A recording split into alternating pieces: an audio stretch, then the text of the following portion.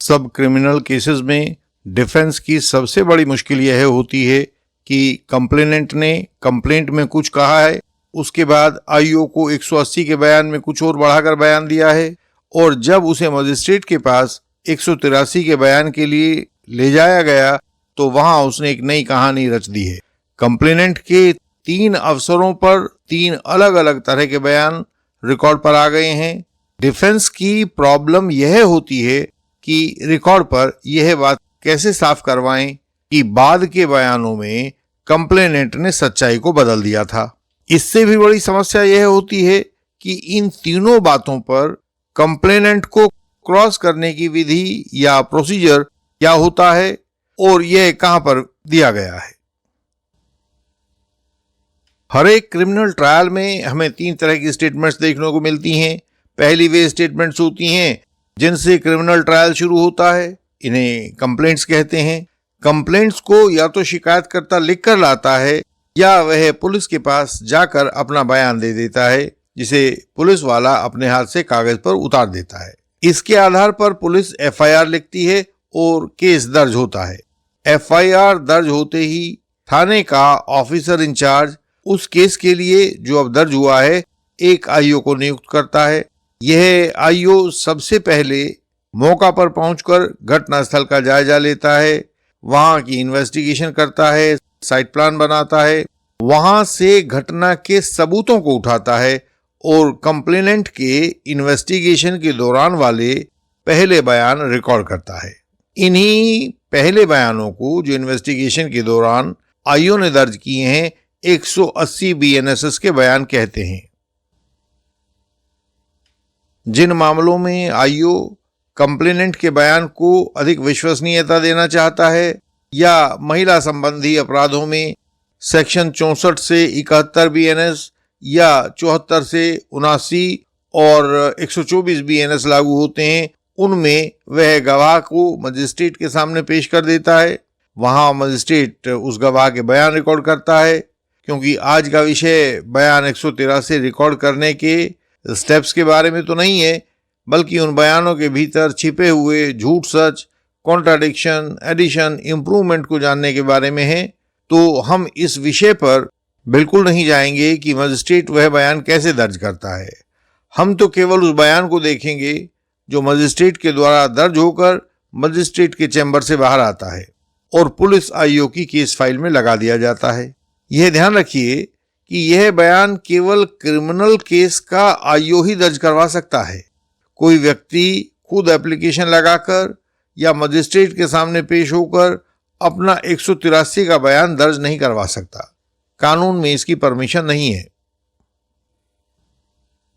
सबसे महत्वपूर्ण बात यह है कि ना तो मूल कंप्लेंट जिसे तहरीर कहते हैं, ना बयान 180 और ना ही बयान 183, इनमें से कुछ भी सब्सटेंटिव एविडेंस होता है, यानी कि सब्सटेंटिव एविडेंस नहीं होते। हम इस बात को फिर से याद कर लेंगे कि कोर्ट प्रोसीजर में हर एविडेंस को किसी न किसी के द्वारा प्रूव करवाना पड़ता है। लेकिन किसी केस में मरने वाले की डाइंग डिक्लेरेशन लिखी हुई है तो उसे यदि कोई गवाह आकर नहीं भी प्रूव करवाता है तो कोर्ट उसे अपने आप पढ़ लेता है। जो एविडेंस बिना किसी गवाह के कोर्ट में पढ़ा जा सके, प्रूव किया जा सके, उसे सब्सटेंटिव एविडेंस कहते हैं। जैसे अभी हमने देखा डाइंग डिक्लेरेशन होती है, यह सब्सटेंटिव एविडेंस होता है। इस बात को अच्छे से समझ लिया जाना चाहिए कि किसी गवाह की कंप्लेंट, उसका बयान 180 या बयान 183 कुछ भी सब्सटेंटिव एविडेंस नहीं होता। यानी उन बयानों के कोर्ट फाइल में लगे होने मात्र से वे प्रूव नहीं हो जाएंगे। उन्हें प्रूव करने के लिए एक गवाह को कोर्ट में आकर यह गवाही देनी होगी, मैंने यह कंप्लेंट फाइल की थी, इसमें यह लिखा था, बयान 180 में मैंने यह बताया था और उसके बाद बयान 183 में यह बताया था।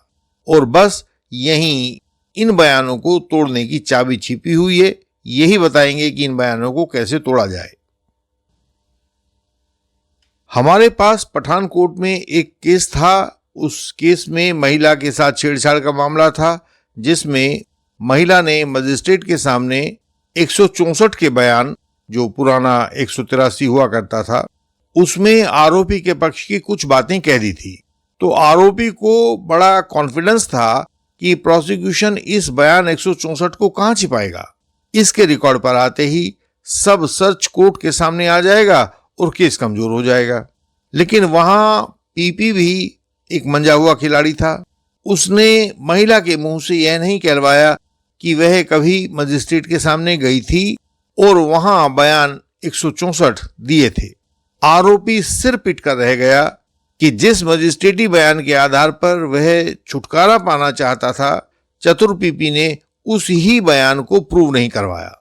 हालांकि पूरे ट्रायल के दौरान वह बयान 164 रिकॉर्ड पर लगा रहा, लेकिन जज साहब उसको पढ़ नहीं पाए। क्योंकि पीपी अनुभवी थे, उनको पता था कि बयान 164 सब्सटेंटिव एविडेंस नहीं होता और जब तक कोई गवाह इसे अपने मुंह से जाकर ये ना कहे कि मेरा 164 का बयान है, एग्जिबिट ना करवाए, तब तक कोर्ट के द्वारा वह पढ़ा नहीं जा सकता है। निश्चय ही यहां तक आप सब्सटेंटिव एविडेंस का अर्थ समझ गए होंगे कि वो क्या होता है। अब आप यह बात समझें कि कंप्लेनेंट की कंप्लेंट को तोड़ने की एक विशेष विधि होती है, उसके बयान 180 को तोड़ने की दूसरी विधि होती है और बयान 183 को तोड़ने की तीसरी विधि होती है। ये तीन विधियां जानकर ही आप एक कंप्लेनेंट के एविडेंस को नष्ट कर सकते हैं। कंप्लेंट किसी केस का पहला डॉक्यूमेंट होती है। उसमें अपराध की, अपराधी की, घटना की, घटनास्थल की सही जानकारी होनी चाहिए। अस्पष्ट जानकारी किसी एफआईआर का आधार नहीं बन सकती और ना ही उस पर केस दर्ज किया जा सकता है। जैसे यदि कोई यह सूचना दे कि वे लोग हथियार लेकर आए और उन्होंने सारे परिवार को निपटा दिया, यह सूचना किसी काम की नहीं है, यह अस्पष्ट जानकारी है। इसे क्रिप्टिक इंफॉर्मेशन भी कहते हैं। तो हर केस की शिकायत और तहरीर को देखते ही क्रॉस एग्जामिनेशन के द्वारा यह जांचा जाना चाहिए और निश्चय ही इसको डिफेंस काउंसिल जांचेंगे कि क्या इस सूचना में स्पष्ट जानकारी है और अपराध, अपराधी, घटना, घटनास्थल की जानकारी इसके अंदर शामिल है या नहीं है।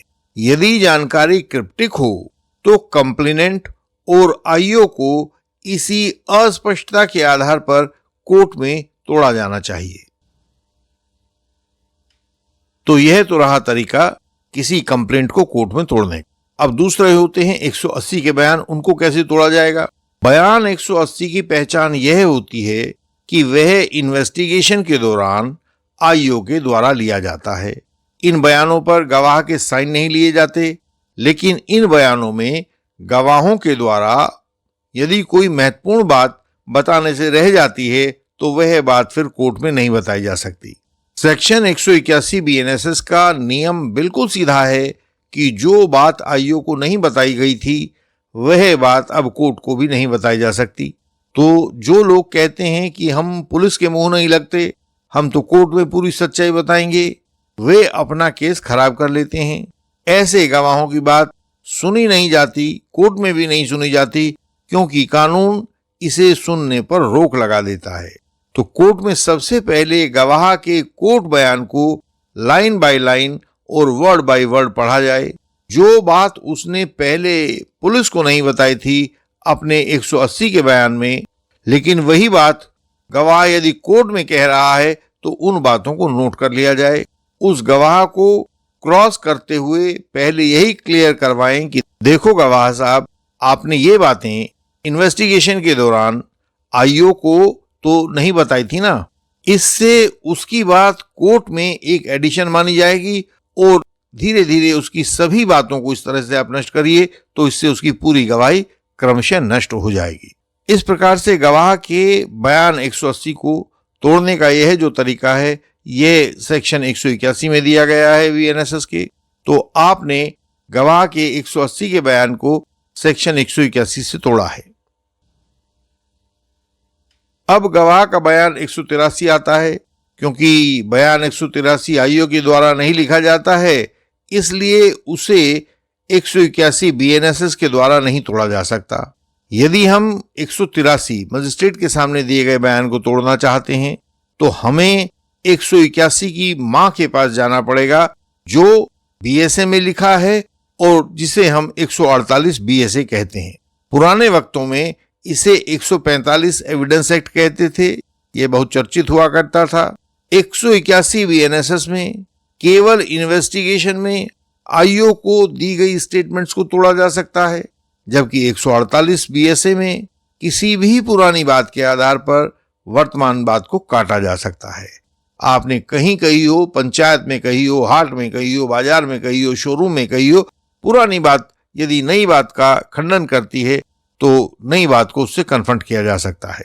गवाह से पूछा जा सकता है कि पहले तो आपने यह कहा था और अब बदल कर कुछ और कह रहे हो। इससे कोर्ट में बदल कर कही गई दूसरी बात जो आज बताइए कोर्ट में, वह बेअसर हो जाती है। 148 बीएसए में इस तरह बदल कर बोली गई बात को कन्फ्रंट करने के दो रूल्स होते हैं। पहला रूल तो यह है कि पुरानी बात का रेफरेंस देकर अगर आप क्रॉस करना चाहते हो तो पुरानी बात को दिखाए बिना भी गवाह को आज की बात पर आप क्रॉस करते रह सकते हो।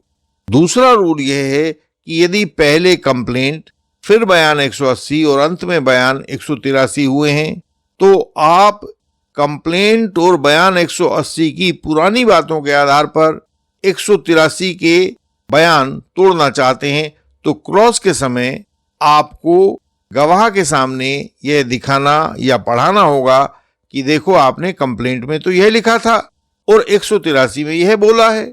इसी तरह से आप दिखाओगे कि देखो आपने 180 में यह बोला था और अब आप 183 में यह बोल रहे हो। तो इससे होगा क्या कि जो बाद वाली बात है यानी कि 183 में बोली गई बात है वह कन्फ्रंट हो जाएगी और इस तरह से गवाह का बयान 183 भी टूट जाएगा। इस तरह 183 में दिया गया मजिस्ट्रेटी बयान भी आपके क्रॉस के द्वारा हिट किया जा सकता है और आरोपी उस बयान के फंदे से बाहर निकल सकता है। इसके लिए या तो खुद आरोपी को या फिर एडवोकेट को कंप्लेंट, बयान 180, बयान 183 इन सब को तोड़ देने की यह विद्या सीखनी होगी। आप इसका उपयोग अपने क्रॉस में करें। यदि आप इसको बना नहीं पाते हैं, आपको कठिनाई है, तो आप इंडियन लीगल सिस्टम से पूछें, हम आपको बताएंगे। केवल इंडियन लीगल सिस्टम ने डिफेंस को एक परिपक्व विज्ञान बना दिया है। हर बात को वैज्ञानिक नियमों के तहत इस तरह से ढाल दिया है कि जब चाहो, जहां चाहो, जैसा चाहो, अपने फेवर का वही परिणाम प्राप्त कर लो। नियमों और कायदे कानूनों पर टिका हुआ क्रॉस एग्जामिनेशन, कानूनी दलीलों और मनोविज्ञान के सिद्धांतों पर टिका हुआ फाइनल आर्गुमेंट्स, सब कुछ ऐसा चमत्कारिक बना दिया है कि यदि उसे कोर्ट की प्रक्रिया में डालोगे तो मन भावन नतीजे ही सामने आएंगे, क्योंकि इंडियन लीगल सिस्टम कानूनी जंजाल को तोड़ने की कला में सिद्धस्त है। स्क्रीन पर दिखाए गए तरीकों से आप हमसे संपर्क कर सकते हैं। यही बात आपको वीडियो के डिस्क्रिप्शन में भी लिखी हुई मिलती है। ILS के मेंबर बने और कानून की विशेषज्ञता प्राप्त करें।